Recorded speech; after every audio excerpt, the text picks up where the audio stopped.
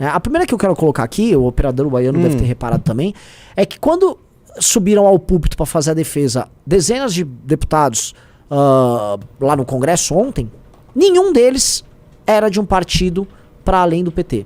Ou seja, todos os deputados ali presentes faziam parte do Partido dos Trabalhadores e tiveram que fazer, assim, discursos muito protocolares sobre o projeto de lei, usando uma argumentação muito da vagabunda, tá?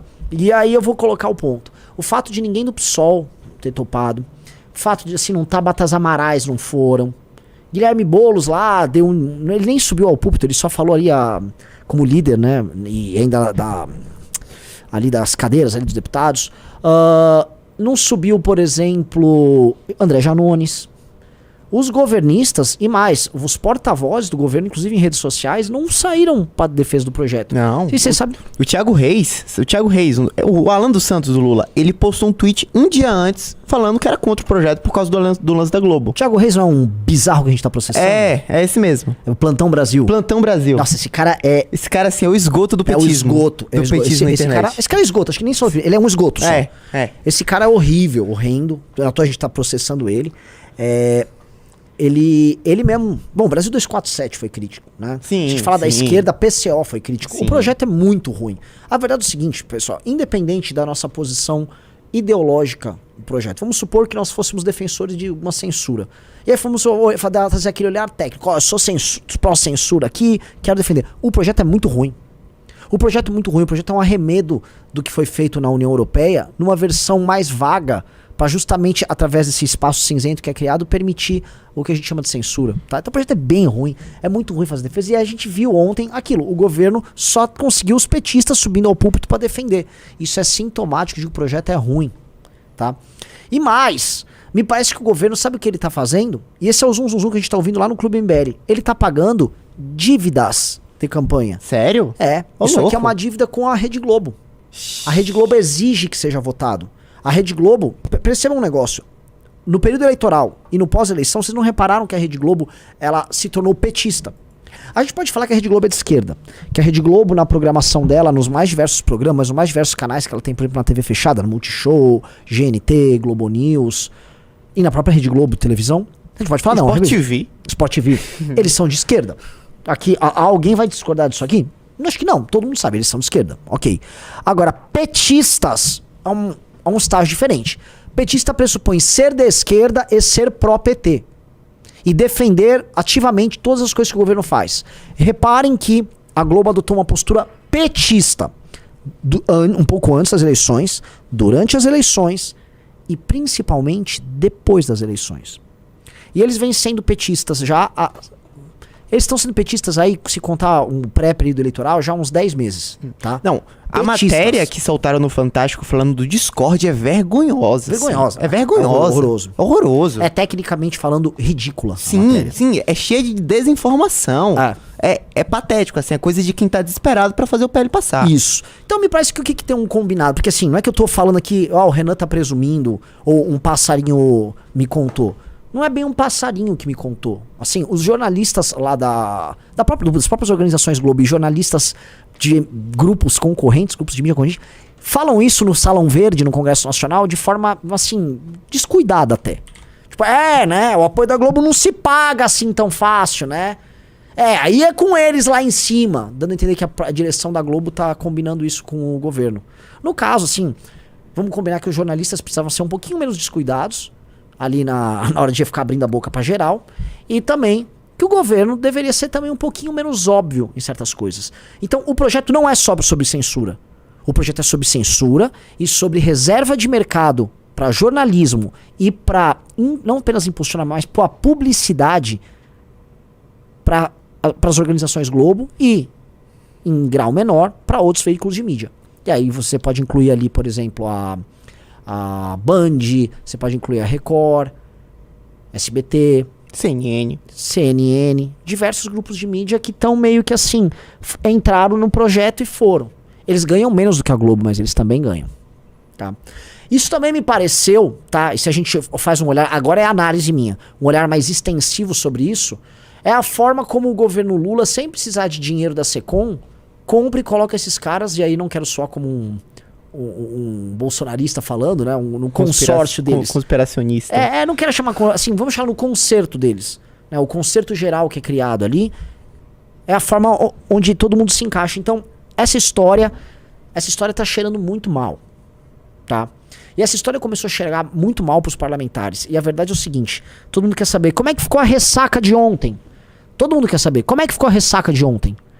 Como é que qual é o zum dos parlamentares, tá? Vou falar assim, com contatos que eu tenho com parlamentares governistas e contatos que a gente tem com gente da oposição e gente do Centrão, o Kim também faz esses contatos, todo mundo ficou muito assustado com o que viu ontem. Assustado com a reação das ruas, porque as ruas claramente entraram em rebelião com isso, e assustado com a postura autoritária do Alexandre de Moraes, com a postura autoritária do Flávio Dino, que eles não estão escondendo esse autoritarismo, e mais, eles acham que esse autoritarismo é justificado sempre em oposição ao Bolsonaro, como se isso fosse uma dura resposta dos democratas contra um golpe de Estado que está acontecendo. Mas não tem mais golpe nenhum acontecendo!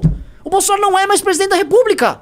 Há 5 meses não tem Bolsonaro nenhum ocupando a cadeira do Palácio do Planalto. Se você for lá no Palácio da Alvorada, não tem a Harley Mito, a moto de madeira que o Bolsonaro tanto gostava. Ele levou lá pra casa dele, lá na Barra da Tijuca. Não tem Harley Mito nenhuma.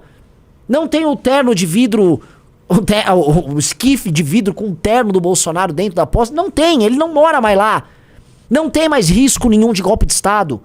Então esses caras ficam justificando o próprio autoritarismo em cima da luta por uma democracia que não está ameaçada mais pelo Bolsonaro, está ameaçada por eles.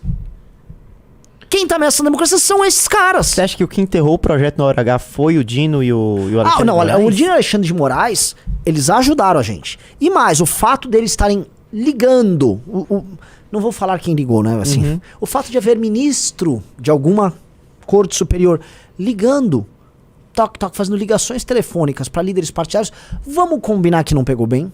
Vamos combinar que para alguns líderes partidários aquilo soou quase como um... Ameaça? Não vou falar nesses termos. Eu também não quero perder nosso canal aqui. Não vamos falar nesses termos. Vamos falar que sou desagradável. Desagradável. Sabe coisa assim, você tá no fim de semana, né? E aí te liga o chefe. Meu... Queria muito, assim, não é por nada não, ia ser legal se você fosse lá no escritório e fizesse uns memes lá. No sábado. No sábado. Não, vai lá e faz aí, por favor. Eu ia gostar muito se você fizesse agora. Você tá bom, entendi. É esse o recado que ficou. E ninguém gosta disso. Memeiros não gostam que a gente enche o saco deles no fim de semana. eu garanto que líderes partidários gostam ainda menos de ficar recebendo ordens vindas de outro poder. Então, o que a gente ouviu é que o clima ficou ruim. Mas o negócio que rolou do Google não foi entendido de maneira legal. As pessoas, a gente precisa explicar, as pessoas não enxergam o Google como as Big Techs. Elas acham que empresas como o Google são legais. As pessoas tratam essas ferramentas que elas têm à disposição como amigos delas. Olha, essa ferramenta aqui é minha amiga. Graças a essa ferramenta aqui, eu tenho acesso a isso, aquilo. Milhares de pequenas empresas no Brasil vivem de anúncios no Google. Que é anúncios que vão ser prejudicados por esse projeto. Então, a ideia de que assim, o Alexandre de Moraes ele ia, por exemplo, se opor ao Google e a pessoa ia ter que fazer uma seguinte escolha. É o Google ou o Alexandre de Moraes? Acho que eu vou ficar com o Alexandre de Moraes aqui. Eu não sei de onde ele tirou que isso seria uma boa ideia. Isso não foi uma boa ideia. Isso é uma ideia bem ruim. E não pegou legal. Então, a ressaca, o pós, você só fala assim, qual o pós ficou? O pós ficou, nesse instante, é ainda pior, tá? Se ontem tava difícil, hoje ainda tá mais. Só que eles imaginam o seguinte, e a gente nunca pode subestimar os caras. Quem tem a força é o governo, sempre. E se o governo tem a força, ele é o He-Man. É o He-Man, né? Que tem a força? É o He-Man ou é o Thundercats? Não, é o He-Man. É o He-Man. Então, o He-Man Thundercats são os olhos de Tandera. Exato. Então se o He-Man tem a força e o governo é o He-Man, tá ficando cada vez pior. O que acontece é o seguinte, a tendência é sempre o governo ganhar. E aí eu pergunto, se a tendência é o governo ganhar, nós vamos perder? Não. Porque é uma tendência. Não é algo obrigatório. Então, o que o governo imagina é que com o tempo, o governo vai virar esses votos com emendas e cargos. E mais, o governo tem algumas negociações que estão rodando agora, tá? Eu vou abrir coisas aqui que, enfim, são coisas do Clube MBL. Mas eu já vou abrir pra vocês, tá? A coisa número 1 que eu vou abrir pra vocês. O governo está cooptando um dos grandes partidos aí do Centrão pra dentro. E esse partido chama-se Republicanos. Tá? O governo está trabalhando fortemente para os republicanos ter ministério. E se nesse... ser Sério, possível... já? É. Rapaz. E seria uma transferência de ministério de um partido do Centrão pro outro, tá? E isso aí traria basicamente um partido que seria fiel da balança não apenas para esse projeto, para inúmeros outros projetos. Mas os republicanos têm um problema, tá?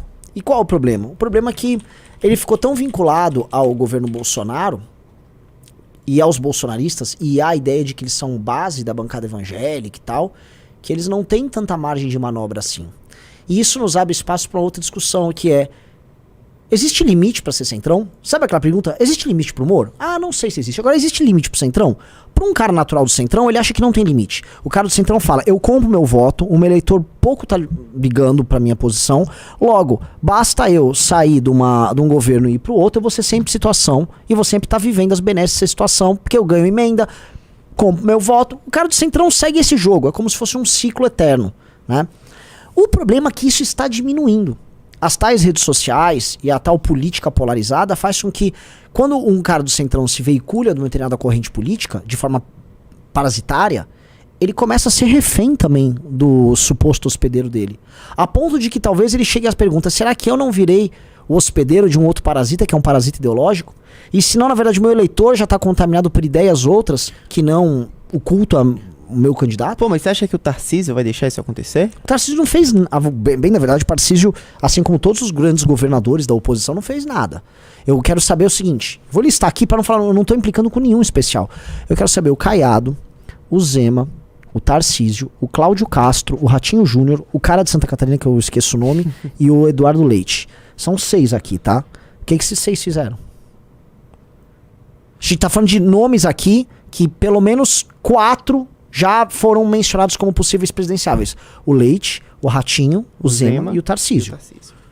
Isso se não pensar o Caiado, né, que já fez sua reeleição para Goiás e pode só sair o candidato a presidente em nome de de uma continuidade, o candidato do agro e tal, seria até um candidato forte.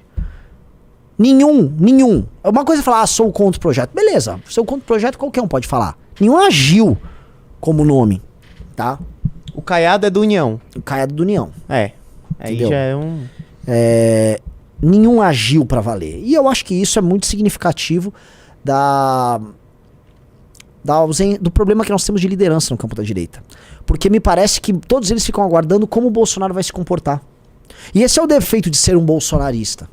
Tirando o Leite, que o Leite já é outra linha. O Leite, se bobear, ele é favorável ao projeto das fake news. Eu não duvido, hein? Eu acho muito possível que ele seja. Eu não duvido. Eu acho 60-40. Eu também acho.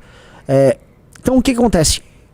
Os outros ficam dependendo sempre da posição do Bolsonaro, e o fato de não serem independentes mostra fraqueza. E aí nessas horas você vê a fraqueza. Então, né? Obrigado por ter assistido esse incrível corte no canal Cortes do MBL. Já aproveita, se inscreve aqui no canal e divulga pros seus amigos. E se lembre, todo dia nós vamos ter mais cortes vindo de onde? Do nosso canal de lives. Nós temos uma live à tarde no canal vermelho e uma live à noite, que é o famoso MBL News. Se inscreve lá também e assista. Dê força para quem traz verdade e inteligência numa política tão rasa hoje em dia.